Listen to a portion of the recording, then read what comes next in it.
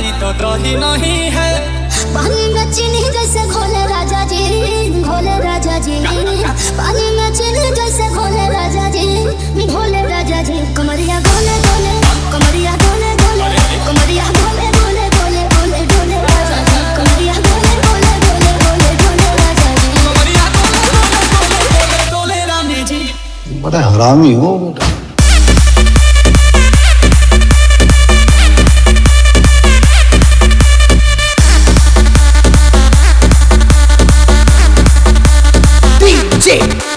Lucifer remix. लागे मिजाज आज सही नहीं है। महलू मठाई तो दही नहीं है। पानी में चीनी जैसे घोले राजा जी, घोले राजा जी।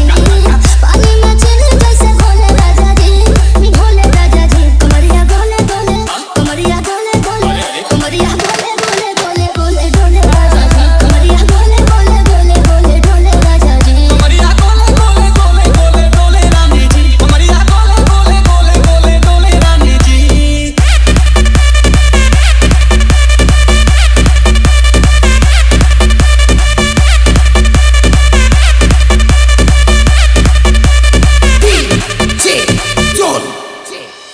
लागलू ऐठे आ कोहरा में बैठे करे करे जा धक्का धक। कहेलू झूठे की जाला ना उठे होखेला हमारा कसम। हटो ना।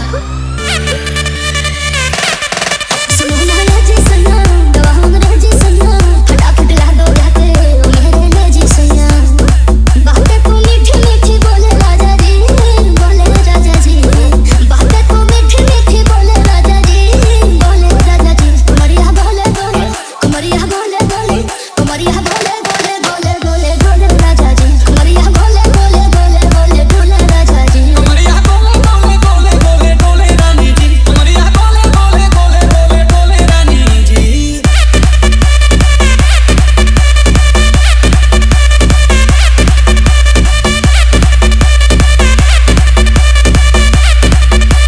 DJ Lucifer remix.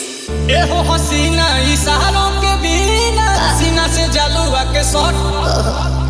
बोला ए रानी गौरव जवानी पानी पिए लू गटा कोट। तना पी